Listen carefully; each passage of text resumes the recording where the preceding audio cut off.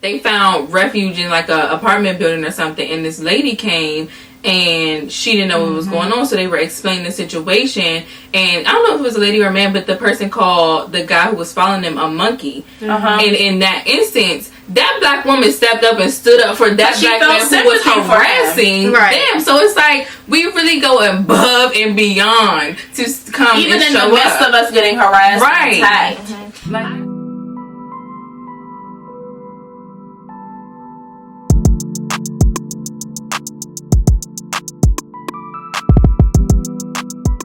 It's Too Early, Season 2, Episode 9. It's Bree, Nelly, Naya, Lonnie. and we are continuing our series, Our Black Stories, and today we are talking protecting black women.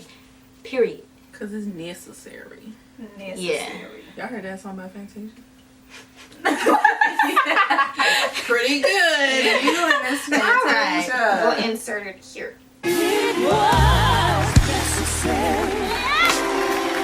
It's hard to believe that when you're going through it. You know what I'm saying? So today we really just want to bring light to how black women just aren't protected in general. Like at the end of the day, when something happens to one of our black men or anyone else, black women are the first people that run up, show up. So Black quick. women always show up. Where the black men at? Where y'all at? Where they at, though? Inserts crickets. Like, and this goes back into what we talked about last episode about protecting that trans lives matter and that LGBTQ lives matter. Black men lives cannot be the only black lives that matter. Her.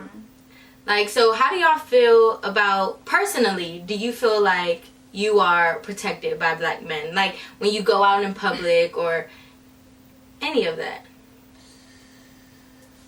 Honestly, when I go out in public, I don't feel like I'm protected by black men. I feel like those are the same men who catcall, who disrespect, who call you out your name, who say, "Hey, come here, black pants. Hey, come here, green skirt, whatever." Like, I feel like, why even say that out your mouth? And we supposed to be all one community, but then y'all disrespect black women when they not even doing anything to y'all to even for you to even say Talk anything about to it. us. Because then when you don't want to talk back to them, it's, Exactly. oh, I ain't want you ugly anyway. Or they call you out your name. So it's just like, that's not what. How does me that's not what it responding is. to you insult your character? What is But the it is. issue? I think it's the issue of insulting their manhood because their pride. they think that when they catcall, when they call out a woman because she look good or they want to talk to her, that they automatically get a response. And no, I'm not you don't. entitled to that. Nope. Leave me alone. Leave me alone. Leave me alone. But I think in the issue of Black Lives Matter in general, I feel like I haven't seen black men show up for the black women that have been killed or harassed or whatever. They have not shown up in the capacity that black women have showed up for black women or black women have showed up for black men. I think one thing that I've realized is that women's maternal nature often allows us to feel empathy where men don't as much. So I know when I see a black man, like in this situation, police killing black men versus police killing black women, I feel the same type of empathy. Like I feel like that could be me, even when it's a man. But when men see it, I feel like they see when it's a man, they're like, dang, that could be me. But if it was just black women out here getting killed, I feel like they don't have that same empathy or connection where they're like, man, that could be me or that could be my daughter, something like that. So I think our maternal instincts and just our ability to empathize a little more helps us kind of recognize that, man, we got to show up for them even if they not showing up for us. But I think where the issue comes in is, yes, they may not have that much empathy, but at the same time, they expect us to just cater to them and educate them and be there for them. But then y'all don't want to do the same thing in return. Like, you get what you give. If you don't give any respect, if you don't give not showing up for us, then, I mean, realistically, it's going to come a time where we won't give it.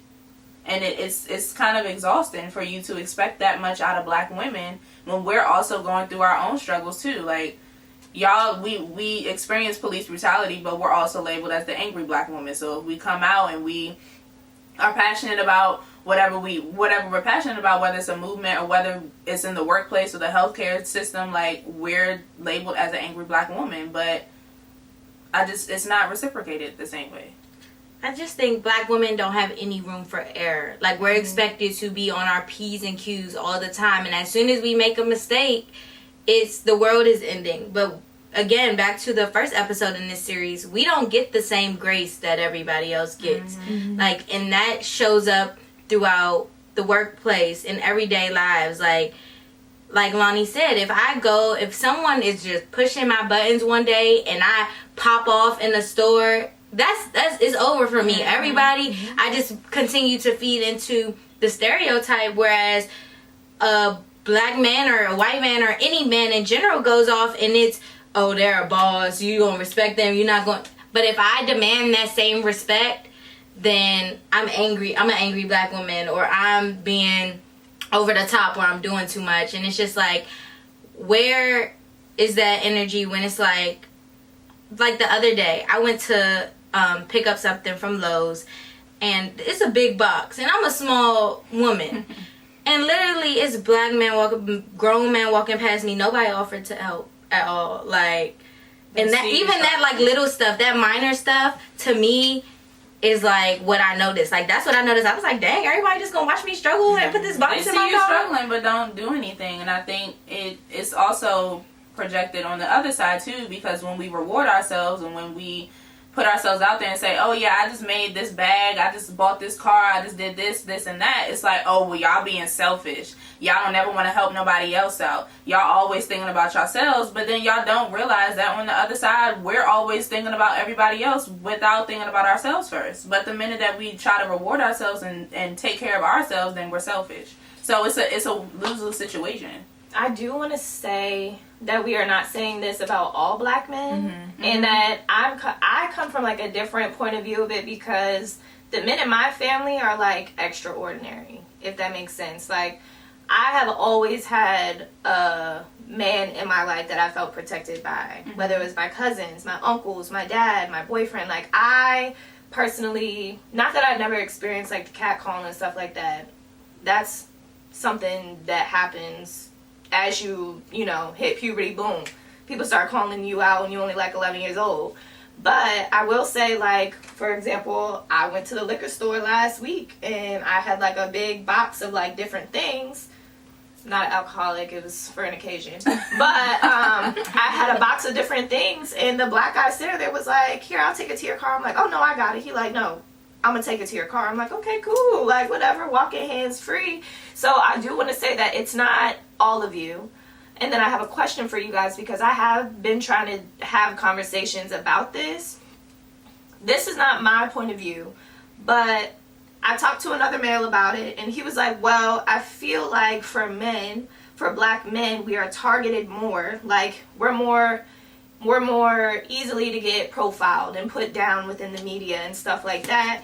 And then, like, we're disproportionately, like, more of us are in jail, like, a lot of us are away and stuff like that. And I'm still trying to understand where he was getting at, but I'm thinking he was trying to say that, my question is, do you think that because black men are more so in jail, or more so, not giving them an excuse, but because of that's kind of like the way it circulates in the community, do you feel like that's a reason why black women don't feel protected, because they're not here to protect us? No, I don't believe that at all. Like, not one bit. Only because it's still black men out here that just are blatantly not showing up for black women. Some of them don't. The other side of them, like, but it's just like, I think it's true that a lot of them may not know how to, because it goes back to the situation of they don't have male role models to say, oh, I learned how to protect a black woman from him,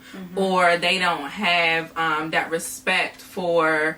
And I know a lot of black men, they love their mamas, they respect, but at the end of the day, a lot of them say that, but they don't show their mothers respect, and they don't show their aunties and grandmas respect, and it's down to like language, like how you talk to your mother, or even how you talk around them. Yeah, how you behave in her house, what kind of rules do you follow when you step past that door, like that kind of stuff. And so it may not be like, yes, I agree that they're targeted more. Yes, I agree that it's more black men in jail, but that should not be an excuse as to why to not show up. Yeah, why you can't learn how to support a black woman. Like which was my answer to that. But I feel like a lot of times also, like, even men that do respect black women, a lot of times it's just in their corner. Like, if we're related and I know you, or if something happens to somebody like that I love, I'm going head in, full in, like we all ganging up going to take care of that. But if it happens to somebody else, it's just like, oh damn,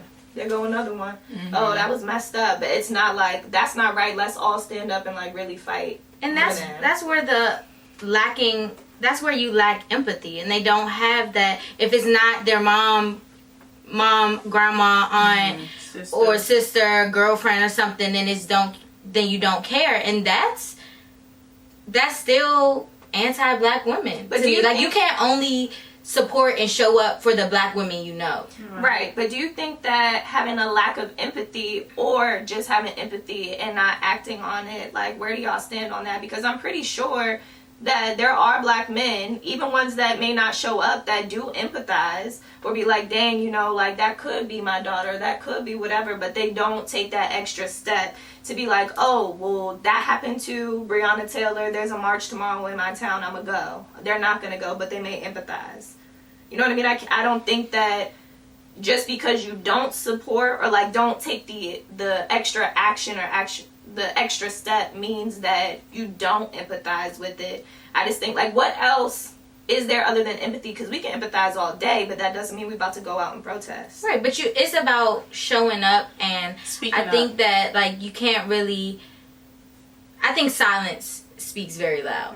So it's like, when you don't say anything, and I know we kind of get into murky waters here about people posting and reposting and stuff, but when I, like, Naya Rivera, you all have heard, she's recently gone missing. And this is when we're going to get into the guts of stuff, because colorism is a big part of stuff. Okay. And we don't know what happened to her. I really hope she's found safely and is brought back home to her son and her family. However, the amount of attention I have seen on her case versus when you look at people like Toyin, who, or even Breonna Taylor, let's talk about it. It's, people show up and they share and they talk about who they want to talk about, and I think that has we deal with a lot of colorism in the black community, where people want to show up for their ideal person, or like it's all about image. So it's like, even when we talk about the sharing on social media, it was a lot of black men that I didn't see posting. I mean, they were posting George Floyd and Ahmaud, but when it was Breonna Taylor or when it was Toyin, it was, you know. So it's like, that's why I say it's murky waters, because we talked about, like, all the time social media doesn't show that someone's supporting, but it's a part of it. Like, it's like, you can't support one side of the movement and not support the other side. I'm just saying that I think it's more than empathy. Oh, no, it is. It's about showing up. I can talk all day and say, oh, I feel so bad. Right. But, like, if I'm not doing anything to help educate or something, we don't know what people are doing behind closed doors. But I do know that when something happens to a woman, and a black woman specifically, instead of there being an initial, like, oh, I have to do something, is, well, what did they do? It's always it's like the same thing with rape culture. It's like, you know, if a woman gets raped, it's like, oh, well, what was she wearing? Maybe her skirt was too short, or maybe she had too many drinks, or maybe she was talking to the wrong people, or she was around a whole bunch of guys. So what did you think was going to happen? Like, also, let's talk about how black children, specifically black little girls, are hypersexualized. Like, they could wear a little two-piece the same way a little white girl could, but looking at them is, oh, it's inappropriate. Like, they got a little bit too much curve. Like, we're hypersexualized at such a young age that I feel like it really does start us mentally on this downhill of like the way that we perceive ourselves, the way that we feel a man should talk to us, the way we feel that we should be treated in this world, and that has to stop. Because realistically, if we're really being honest, if I go to the store, I'm somewhat mindful of what I wear to the store. Like, even if I'm going in there for 5 minutes to get some daggone milk and eggs, like, for some reason, it's already embedded in my mind. Okay, maybe I don't need to wear these leggings because it makes my butt look too big, or maybe I don't need to wear a dress if I already have it on. I literally, if I have on a dress in the house and I go to the store, I will change my clothes into leggings and a t-shirt because I'm so afraid that. And it's the fear of, okay, if somebody tries to talk to me and I don't respond, or I respond in a, oh no, I'm okay. There's crazy people out here. Crazy people that will stalk you and follow you, and you just never know when that type of situation will happen to you. And it's so, like, scary. I think it's important for black men to be sensitive to that. Like, we have genuine fears that we will get attacked because we said no. Like, that's an issue. And so black men have to think about that when they're speaking to us. And I think that, and I kind of deal with it too, like, when you're in a relationship and you go out, and we've had these conversations where it's like, sometimes you feel like when people ask for your number, or like you're by yourself and it's a big group of guys, or like I won't even go to the gas station at night, like, because I don't feel safe. But it's like sometimes, and most time it is, black men get very aggressive with black women when they are denied, and we spoke on it a little bit earlier. But it's like sometimes you have to play nice, and I shouldn't have to compromise my comfortability because you all, like, because I fear for my life. Like, that's that work that we have to do within our community. Like, it's very rare that there's, like men take rejection well. And it's like, for example, I'm sure you guys saw the video of that girl. She posted a video of her, like, experience when she was, I think it was, like, in the DMV. She went to Howard, and she was walking with her friend. I think that they just finished, like, a jog or something. And they were walking back, and this black man was, like, following them and was trying to, like, talk to them. And they kept telling him over and over again, no, I'm not interested. Like, just leave us alone. He literally followed them all the way to her house. And I'm just like, for you to have that much persistence to try to talk to someone, it's entitlement. Like, that's just not normal. To me, it's not normal. Like, I'm not gonna have that much persistence. If somebody tells me no once or twice, I'm gonna leave it alone. But for you to have that much entitlement and persistence is just so wild to me, and I just cannot wrap my head around it. Like, and that video also speaks volumes, because if you kept watching, she even turned it to how they got to the point where they had, like, called the police, or no, they found refuge in, like, a apartment building or something, and this lady came and she didn't know what was going on, so they were explaining the situation. And I don't know if it was a lady or a man, but the person called the guy who was following them a monkey. And in that instance, that black woman stepped up and stood up for that black man who was harassing them. So it's like, we really go above and beyond to come even and in show the midst up. of us getting harassed and attacked. Like, that's so crazy. I also do want to point out, again, just because y'all know I love the other side of things, that sometimes we do have to, like, kind of read the room, because not every black man that is speaking to you is necessarily doing it from a harmful place or from a place of, like, entitlement. Because I've been in situations where I'm just walking there like, hey, queen, have a good day. That doesn't call for me to turn around and be like, don't look at me, don't talk to me, or whatever, or let me roll my eyes. And that may be an unpopular opinion, but that's something that I personally experience. And it's not always the case, but there are times where people just want to be like, hey, you know, everybody give that black people nod when you see, you know, yeah, like, that happens as well. And I feel like because we are so targeted, and because we already kind of know what's going to happen, like, I could see a group of men and be like, okay, all right, you gotta let me prepare myself to walk by. I just want to also say that isn't always the case. And then when I this is actually kind of funny. I don't know if y'all do this, but for some reason, if I know that somebody's looking at my butt, I, like, can't really walk straight. Like, if I see a big group of men stand there, black, white, don't matter what, and, like, you know, when you kind of walk by, you like, okay, I already know where their eyes is going. Like, I swear my butt, like, tucks a little bit, and I kind of be, like, uncomfortable. Walk to the side, because that's a real thing. It's a real thing. Funny, It feels so uncomfortable. It's real. Thank you. No, I just walk fast. No, right. I just be walking. I don't turn my head. Like, if somebody speak to me, I don't turn my head. But see, I would say, get like, to looking stupid. we shouldn't, and I feel like we experience a lot from black women because we live in a predominantly black community, or county, a predominantly black county, and I think we we receive that type of treatment from black men more Oh, often, and yet we're still so quick to show up for them and try to give them the benefit of the doubt. But it's like I saw like it was one of the things on social media, and it had like, instead of protecting your daughters, educate your sons. Yes. And I think that is such a big deal now, because even going back to like young black girls being hypersexualized, I couldn't even have straight hair until a certain age, because straight hair, like bone straight, that was too grown. Like, think about what we address as being grown in our own community, and why does that?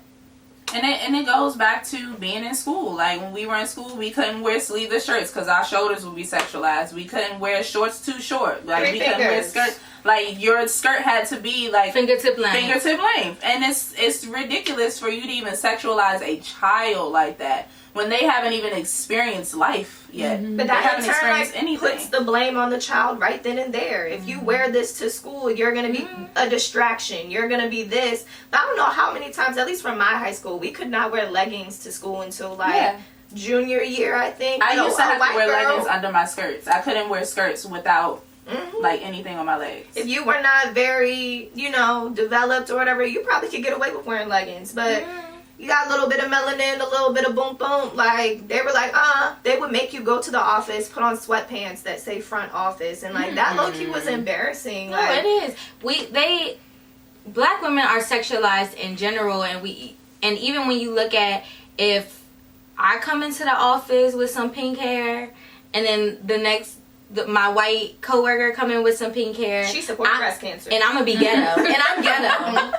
I'm ghetto and ratchet, and she's just expressive. She's just expressing her. Like, it's bigger than just us, and I feel like so many times we get discredited, and like our feelings are invalid. Like, this stuff happens to us like every day. It's not a day that I go out and I can look raggedy. Like, I will go out with my bonnet on and still be getting catcalled. Like, it's things that we deal with on a daily basis, and the fact that our black men aren't there to support us through it says a lot. And Naya, like you, like, I was raised around black men who protected me. Like, I was raised to know how I'm supposed to be treated and all of that. But it's like, the black community as a whole, like the black men in general, don't show up the way they should for us. Like, it's very rare that I walk past and the cat call I get is "Hey Black Queen" or "Hey Queen." Or, listen, the day I get catcalled and another black man say "Don't talk to her like that," I will buy that man lunch. I will buy you whatever. Or, like, the famous one I get is "Smile sometimes." yeah, that. You too pretty to not smile. Don't tell me to that. I think that is so. It's disrespectful to me, because I'm not gonna walk around cheesing all over the Maybe place. I thought I was smiling. Or even just like your tone. Like, we have a way of like talking and expressing ourselves that's viewed as, oh, she got an attitude, or you have to take out everything expressive in your voice to have a conversation. I know for me, growing up, I can code switch. So if I'm talking to my boss or a place of work, like, I'm switching that thing up right then and there, versus I have a relaxed tongue when I feel comfortable. And I feel like we're in a whole bunch of spaces where we don't feel comfortable, and we already have to change the way we talk, the way we dress, how our hair is. Like, there's so many accommodations that we have to do. And I'm not saying black men don't, but it's like, that's not even taken into consideration. That's not It's the just first like, thing that they think. Yeah. It's definitely not the first thing that they think. Do better. I also think, like, now that I think about it, I feel like because my parents are married, and so all of their decisions kind of filter through both of them. So I feel like a lot of the stuff that my father believed shouldn't be done by his daughter out of protectiveness was enforced by my mother. So like, I don't know. I just feel like as moms, no, I'm not a mom, but mothers have to kind of be conscious of like taking your husband's ego and like his views on what he want his daughter to wear or say or whatever, and just kind of making sure that you're not enforcing his personal views on her life, because that affects us in the end. Like, if my father thinks that my skirt is too short but you thought it was fine, why are you now making me wear a different skirt? Right. Instead of being like, oh, well, are you thinking about it a little too much? Are you hypersexualizing her? Like, that kind of thing. So I think it's important that we are just conscious of that. Like, I know I have learned over the years that I want to be conscious of that when I start a family. So it's also, let's talk about women on, like, black women with black women, like the support there and how it lacks there too. Like, yes, we're talking about black men, but it's also important to address that as black women, we have to support each other and we have to stand up for each other.